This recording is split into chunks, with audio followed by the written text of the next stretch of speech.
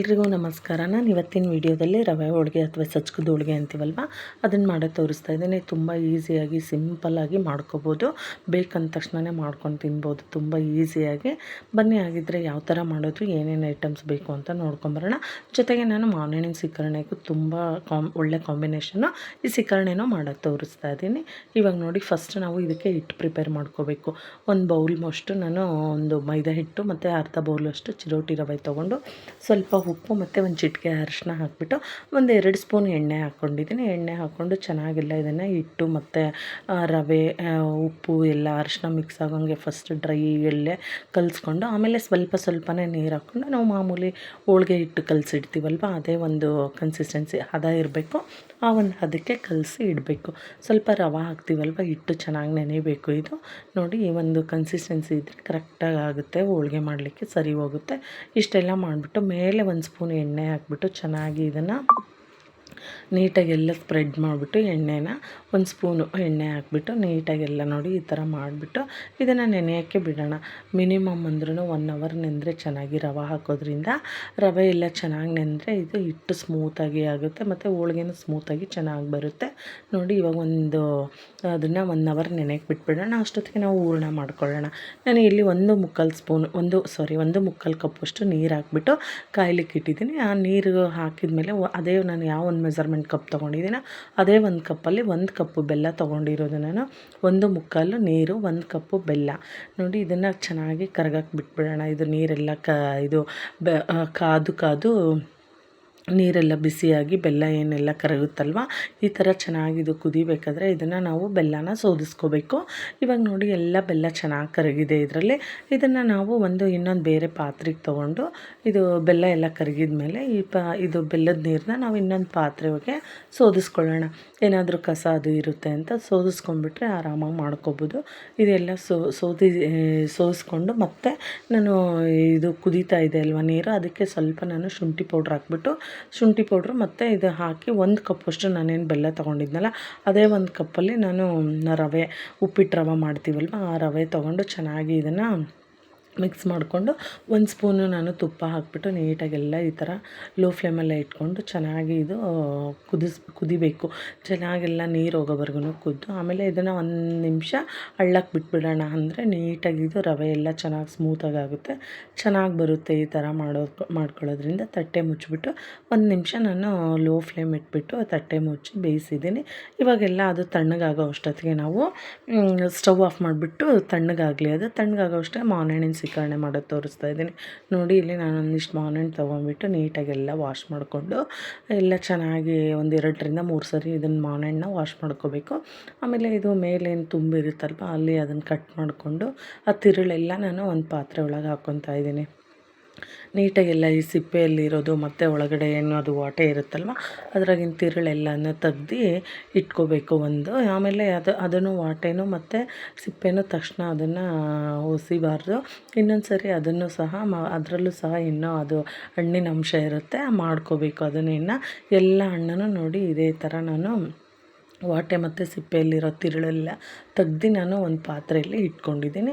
ಇವಾಗೆಲ್ಲ ತೆಗ್ದಿರೋ ಅಂಥ ಅದೇನು ವಾಟೆ ಮತ್ತು ಸಿಪ್ಪೆ ಏನಿರುತ್ತಲ್ಲ ಅದಕ್ಕೆ ನಾನು 1 ಗ್ಲಾಸಷ್ಟು ನೀರು ಹಾಕ್ಬಿಟ್ಟು ಸ್ವಲ್ಪ ನಾನು ಟೇಬಲ್ ಸಾಲ್ಟ್ ಹಾಕ್ತಾಯಿದ್ದೀನಿ. ಈ ಟೇಬಲ್ ಸಾಲ್ಟ್ ಹಾಕೋದ್ರಿಂದ ಸೀಕರಣೆ ಟೇಸ್ಟು ಚೆನ್ನಾಗಿ ಬರುತ್ತೆ. ಆಮೇಲೆ ಸೀಕರಣೆಗೆ ಹಾಕೋಕ್ಕಿಂತ ಇವಾಗ ನಾವು ಇನ್ನೊಂದು ಸರಿ ನೀರು ಹಾಕಿ ಏನೆಲ್ಲ ಇದನ್ನು ಮಾಡ್ಕೊತೀವಲ್ಲ ಆವಾಗ ಹಾಕ್ಕೊಂಡ್ರೆ ಕ್ಲೀನಾಗಿ ಮಾವಿನಹಣ್ಣಿನಲ್ಲಿರೋ ತಿರುಳು ಎಲ್ಲ ನೀಟಾಗಿ ಬರುತ್ತೆ. ಈ ಟೇಬಲ್ ಸಾಲ್ಟ್ ಹಾಕಿ ಮಾಡಿಬಿಟ್ಟು ಎಲ್ಲದನ್ನು ನೋಡಿ ಇಷ್ಟು ನೀರು 1 ಗ್ಲಾಸ್ ನೀರು ಹಾಕ್ಬಿಟ್ಟು ಚೆನ್ನಾಗೆಲ್ಲ ಇದನ್ನು ಮಾವಿನಹಣ್ಣಿಂದೆಲ್ಲ ನೀಟಾಗಿ ಈ ಥರ ಮಾಡಿಕೊಂಡು ಇದೇ ತಿರುಳಲ್ಲೇ ನಾವು ಇದನ್ನು ಹಾಕಿ ಚೆನ್ನಾಗೆಲ್ಲ ಇದನ್ನು ಮಿಕ್ಸ್ ಮಾಡ್ಕೋಬೇಕು. ಇದಕ್ಕೆ ನಿಮಗೆ ಆಪ್ಷನಲ್ಲು ಸಕ್ಕರೆ ಬೇಕಂದರೆ ಸಕ್ಕರೆ, ಬೆಲ್ಲ ಬೇಕಂದರೆ ಬೆಲ್ಲ ಯಾವುದಾದ್ರೂ ಹಾಕ್ಕೋಬೋದು. ನಾನಿಲ್ಲಿ ಒಂದಿಷ್ಟು ಅಲ್ಲಿ ಸಜ್ಕದಕ್ಕೆ ನಾನು ಬೆಲ್ಲ ಹಾಕಿರೋದ್ರಿಂದ ಇಲ್ಲಿ ಸಕ್ಕರೆ ಹಾಕಿದೆ. ನಾನು 1 ಸ್ಪೂನು ಒಂದು 10 ಸ್ಪೂನು ಸಕ್ಕರೆ ಹಾಕಿದ್ದೀನಿ. 1 ಚಿಟಿಕೆಯಷ್ಟು ನಾನು ಇಲ್ಲಿ ಏಲಕ್ಕಿ ಪೌಡ್ರ್ ಹಾಕಿದ್ದೀನಿ. ಏಲಕ್ಕಿ ಪೌಡ್ರ್ ಹಾಕೋದ್ರಿಂದ ಮಾವಿನಹಣ್ಣಿನ ಸೀಕರಣೆ ಟೇಸ್ಟ್ ಇನ್ನೂ ಚೆನ್ನಾಗಿ ಅನಿಸುತ್ತೆ. ನೋಡಿ, ಇದನ್ನೆಲ್ಲ ಸಕ್ಕರೆ ಕರಗೋವರೆಗೂ ನೀಟಾಗಿ ಈ ಥರ ಮಿಕ್ಸ್ ಮಾಡಿದರೆ ರುಚಿಯಾಗಿರೋ ಒಂದು ಸೀಕರಣೆ ರೆಡಿ ಆಯಿತು. ಈ ಸೀಕರಣೆನ ದೋಸೆ, ಗೋಧಿ ದೋಸೆ, ಚಪಾತಿ, ಈ ಥರ ರವೆ ಹೋಳಿಗೆ ಎಲ್ಲದಕ್ಕೂ ಸೂಪರಾಗಿರುತ್ತೆ. ಪೂರಿಗೂ ಈ ಮಾವಿನಹಣ್ಣಿನ ಸೀಸನಲ್ಲಿ ಸಖತ್ತಾಗಿರುತ್ತೆ. ಈ ಥರ ಸಿಕರಣೆ ಮಾಡಿಕೊಂಡು ಈ ಸಜ್ಕದ ಹೋಳಿಗೆ ತಿನ್ನೋದ್ರಿಂದ ನೋಡಿ ಇವಾಗ ಸಿಕರಣೆನೂ ರೆಡಿ ಆಯ್ತಲ್ವ. ಅಷ್ಟೊತ್ತಿಗೆ ಈ ರವಾನು ಎಲ್ಲ ಚೆನ್ನಾಗಿ ನೆಂದು ಎಲ್ಲ ತಣ್ಣಗೂ ಆಗಿದೆ. ಇವಾಗ ಇದನ್ನು ನಾವು ಕೈಗೆ ಇದನ್ನು ತುಪ್ಪ ಹಾಕಿರೋದ್ರಿಂದ ನೋಡಿ ಕೈಗೆ ಸ್ವಲ್ಪನೂ ಹಿಡಿಯೋದಿಲ್ಲ. ಚೆನ್ನಾಗೆಲ್ಲ ಅಳ್ಕೊಂಡು ಚೆನ್ನಾಗಿ ಕನ್ಸಿಸ್ಟೆನ್ಸಿನೂ ಕರೆಕ್ಟಾಗಿ ಬಂದಿದೆ. ಇದನ್ನು ನಾವೆಲ್ಲದನ್ನು ಈ ಥರ ಉಂಡೆಗಳನ್ನು ಮಾಡಿ ಇಟ್ಕೋಬೇಕು. ಇದನ್ನೆಲ್ಲ ಉಂಡೆಗಳನ್ನು ಈ ಥರ ಮಾಡಿ ಇಟ್ಕೊಂಡಾದಮೇಲೆ ಇವಾಗ ಹಿಟ್ಟನ್ನು ಕೂಡ ಚೆನ್ನಾಗಿ ನೆಂದಿದೆ ಅಲ್ವಾ. ಈ ಹಿಟ್ಟನ್ನು ಸ್ವಲ್ಪ ತೊಗೊಂಡು ನಾವೇನು ಮಾಮೂಲಿ ನಾವು ಬೇಳೆ ಒಬ್ಬಟ್ಟು, ಕಾಯಿ ಒಬ್ಬಟ್ಟು ಎಲ್ಲ ಮಾಡ್ತೀವಲ್ವ, ಸೇಮ್ ಅದೇ ಥರನೇ ಇದನ್ನು ಮಾಡ್ಕೊಳ್ಳೋದು. ಎಣ್ಣೆ ಹೋಳಿಗೆ ಬೇಕಂದ್ರೂ ಮಾಡ್ಕೊಬೋದು, ಇಲ್ಲ ಅಂದರೆ ಹಿಟ್ಟು ಹಚ್ಚಿನೂ ಮಾಡ್ಕೊಬೋದು. 2 ಥರ ಯಾವುದಾದ್ರೂ ಮಾಡ್ಕೊಬೋದು. ಇಲ್ಲಿ ಎಣ್ಣೆ ಹಚ್ಚೋ ಬದಲು ನಾವು ಗೋಧಿ ಹಿಟ್ಟು, ಇಲ್ಲಾಂದರೆ ಮೈದಾ ಹಿಟ್ಟು, ಇಲ್ಲಾಂದರೆ ಒಡ್ರಾಗಿ ಹಿಟ್ಟು ಹಚ್ಬಿಟ್ಟು ಉದ್ಕೋಬೋದು. ಅದನ್ನು ಚೆನ್ನಾಗಿರುತ್ತೆ. ಇಲ್ಲಿ ನಾನು ನಾರ್ಮಲ್ ಎಣ್ಣೆ ಹಚ್ಬಿಟ್ಟೆ ಮಾಡ್ತಾಯಿದ್ದೀನಿ. ಈ ಥರ ಒಬ್ಬಟ್ಟು ಶೀಟಲ್ಲಿ ನೋಡಿ ಸ್ವಲ್ಪ ಹಿಟ್ಟು ತೊಗೊಂಡು ಅದನ್ನು ಕೈಯಲ್ಲೇ ಹಿಂಗೆ ಅಗಲ ಮಾಡಿಕೊಂಡು ರವೆದೇ ನಾವು ಉಂಡೆ ಮಾಡ್ಕೊಂಡಿದ್ದೀವಿ ಅಲ್ವಾ, ಅದನ್ನೆಲ್ಲ ಫಿಲ್ ಮಾಡಿ ನಮ್ಗೆ ಎಷ್ಟು ತೆಳ್ಳ ಲಟ್ಸೋಕ್ಕೆ ಸಾಧ್ಯನೋ ಅಷ್ಟು ತೆಳ್ಳ ಲಟ್ಸೋದು. ಆಮೇಲೆ ಹಂಚು ಕಾಯಕ್ಕೆ ಇಟ್ಟಿದ್ದೆ ನಾನು. ಹಂಚು ಕಾದ್ಮೇಲೆ ಈ ಥರ ಹಾಕಿಬಿಟ್ಟು ಸ್ವಲ್ಪ ಮೇಲೆ ಎಣ್ಣೆ ಹಾಕಿ ಚೆನ್ನಾಗಿ ಇದನ್ನು ಬೇಯಿಸ್ಕೊಂಡ್ರೆ ನೋಡಿ ತುಂಬ ಈಸಿಯಾಗಿ ಸಿಂಪಲಾಗಿ ಈ ಒಂದು ಹಣ್ಣಿನ ಸೀಸನಲ್ಲಿ ರವೆದು ಸಜ್ಕದ ಹೋಳಿಗೆನ ಆರಾಮಾಗಿ ಮಾಡ್ಕೋಬೋದು. ನಿಮಗೆ ಸಿಕರ್ಣೆಗೆ ಇಷ್ಟ ಇಲ್ಲ ಅಂದ್ರೂ ನಾವು ತುಪ್ಪನೂ ಹಾಕ್ಕೊಂಡು ತಿನ್ಬೋದು. ಚೆನ್ನಾಗಿರುತ್ತೆ, ಟೇಸ್ಟ್ ತುಂಬ ಚೆನ್ನಾಗಿರುತ್ತೆ. ದಿಢೀರಾಗಿ ಯಾವಾಗ ಬೇಕಂದರೆ ಅವಾಗೆ ನಾವು ಬೇಳೆ ಹಾಕಿಬಿಟ್ಟೆ ಹೋಳಿಗೆ ಮಾಡ್ಕೋಬೇಕಂತ ಏನಿಲ್ಲ. ಈ ಥರ ಒಂದು ಸಜ್ಕದ ಹೋಳಿಗೆನೂ ಮಾಡ್ಕೋಬೋದು, ಚೆನ್ನಾಗಿರುತ್ತೆ ಇದು. ನೋಡಿ ಇವಾಗ ನಾನು ಕರೆಕ್ಟಾಗಿ ಒಂದಾಗೋಷ್ಟೊತ್ತಿಗೆ ಒಂದನ್ನ ಫಿಲ್ ಮಾಡಿಕೊಂಡು ಆರಾಮಾಗಿ ಉದ್ಕೋಬೋದು. ಯಾರಿಗೂ ಹೋಳಿಗೆ ಮಾಡೋಕ್ಕೆ ಬರೋಲ್ಲ, ಆರಾಮಾಗಿ ಇದೇ ಒಂದು ನಾನು ತೋರಿಸಿರೋ ಒಂದು ಪ್ರೊಸೀಜರು, ಇದೇ ಒಂದು ಮೆಥಡಲ್ಲಿ ಮಾಡಿದರೆ ನಿಜವಾಗ್ಲೂ ಎಲ್ಲರೂ ತುಂಬ ಖುಷಿಯಿಂದ ಹೋಳಿಗೆ ಮಾಡ್ಬೋದು. ತುಂಬ ಈಸಿ ಅಂದರೆ ತುಂಬ ಈಸಿಯಾಗಿ ಮಾಡ್ಕೋಬೋದು ಈ ಥರ ಹೋಳಿಗೆನ, ಚೆನ್ನಾಗಿ ಬರುತ್ತೆ. ನೋಡಿ ಇವಾಗ ಒಂದಾಗೋಷ್ಟೊತ್ತಿಗೆ ಒಂದು ಆರಾಮಾಗಿ ನಾವೇ ಉದ್ದಿ ಇಟ್ಕೋಬೋದು, ಆರಾಮಾಗಿ ತುಂಬಿಕೊಂಡು ಈ ಥರ ಉದ್ದಿ. ಆಮೇಲೆ ಅದಕ್ಕೆ ಸ್ವಲ್ಪ ಎಣ್ಣೆ ಹಾಕಿಬಿಟ್ಟು ಬೇಯಿಸ್ಕೋಬೇಕು. ಎಣ್ಣೆ ಇಲ್ಲಾಂದರೆ ನಮಗೆ ತುಪ್ಪ ಇಷ್ಟ ಆದರೆ ತುಪ್ಪನೂ ಹಾಕ್ಕೋಬೋದು. ಬಟ್ ನಾವು ತಿನ್ನಬೇಕಾದ್ರೆ ತುಪ್ಪ ಹಾಕ್ಕೊಂಡು ತಿಂತೀವಲ್ವ, ಇಲ್ಲಿ ನಾನು ನಾರ್ಮಲ್ ಎಣ್ಣೆನೇ ಹಾಕಿಬಿಟ್ಟು ಬೇಯಿಸ್ತಾ ಇರೋದು. ಇವಾಗ ನೋಡಿ ಇದು ಕರೆಕ್ಟಾಗಿ ಹಿಟ್ಟೂ ಅಷ್ಟೇ. ಹಿಟ್ಟನ್ನು ನಾವು ರವೆ ಹಾಕಿ ಅದು 1 ಅವರ್ ಮಾತ್ರ ನೆಂದುಬಿಟ್ರೆ ಹಿಟ್ಟು ನಾವು ಹೆಂಗೆ ಬೇಕಾದ್ರೂ ಹೋಳಿಗೆ ಮಾಡ್ಬೋದು. ಎಷ್ಟು ತೆಳ್ಳ ಬೇಕಾದ್ರೂ ಲಟ್ಟಿಸ್ಕೋಬೋದು, ಚೆನ್ನಾಗಿ ಬರುತ್ತೆ. ಆಮೇಲೆ ಇದು ಹೂರ್ಣಕ್ಕೂ ಅಷ್ಟೇ ನಾನು ಕರೆಕ್ಟಾಗಿ ಹೇಳಿರೋ ಒಂದು ಮೆಥಡಲ್ಲೇ ಅದು ಮೆಜರ್ಮೆಂಟಲ್ಲೇ ನೀರು ಹಾಕಿದರೆ ಹೂರಣನೂ ಏನು ಫುಲ್ಲು ನೀರಾಗಲ್ಲ, ಏನಿಲ್ಲ, ಕರೆಕ್ಟಾಗಿ ಬರುತ್ತೆ. ಹೂರಣ ಮತ್ತು ಹಿಟ್ಟು ಎರಡೂ ಚೆನ್ನಾಗಿತ್ತು ಅಂದರೆ ಯಾರು ಬೇಕಾದ್ರೂ ಹೋಳಿಗೆ ಮಾಡ್ಬೋದು ಆರಾಮಾಗಿ. ಬಿಗಿನರ್ಸ್ ಕೂಡ ಆರಾಮಾಗಿ ಇದೇ ಥರನೇ ಹೋಳಿಗೆ ಮಾಡ್ಬೋದು. ತುಂಬ ಅಂದರೆ ತುಂಬ ಚೆನ್ನಾಗಿರುತ್ತೆ ಇದು.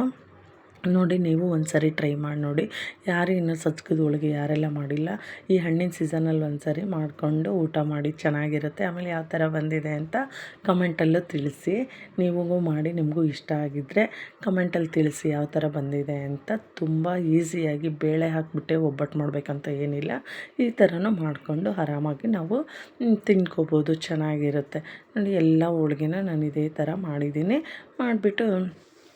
ಮಾಡಿ ಇದಕ್ಕೆ ನಾವು ಸಿಕರಣೆ ಬೇಕಂದರೆ ಸಿಕರಣೆನೂ ಹಾಕ್ಕೊಳ್ತೀನಿ, ಇಲ್ಲಾಂದರೆ ಬಿಸಿ ಬಿಸಿದು ಈ ರವೆ ಹೋಳಿಗೆಗೆ ತುಪ್ಪನೂ ಚೆನ್ನಾಗಿರುತ್ತೆ, ತುಂಬ ಚೆನ್ನಾಗಿರುತ್ತೆ. ಬರೀ ತುಪ್ಪ ಹಾಕ್ಕೊಂಡು ತಿನ್ನೋದ್ರಿಂದ ಆರಾಮಾಗಿ ನಾವು ಇದನ್ನು 1-2 ದಿನ ಇಟ್ಟರೂ ಏನೂ ಆಗೋಲ್ಲ. ಈಗ ಇವತ್ತು ಮಾಡಿರೋದು ನಾವು ನಾಳೆನೂ ತಿನ್ಕೋಬೋದು, ಚೆನ್ನಾಗಿರುತ್ತೆ.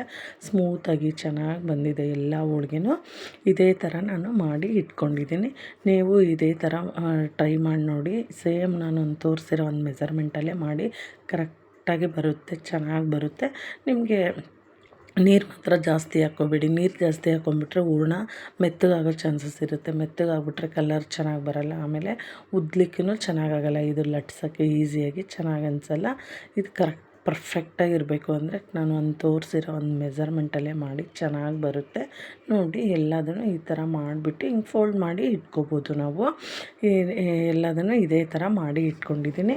ಇದ್ರ ಜೊತೆ ನಾವು ಸಿಕರಣೆ ಹಾಕ್ಕೊಂಡು ತಿಂದರೆ ಸೂಪರಾಗಿರುತ್ತೆ. ನಿಮ್ಗೇನು ಇಷ್ಟೋ ಅದನ್ನ ಹಾಕ್ಕೊಂಡು ಊಟ ಮಾಡಿ.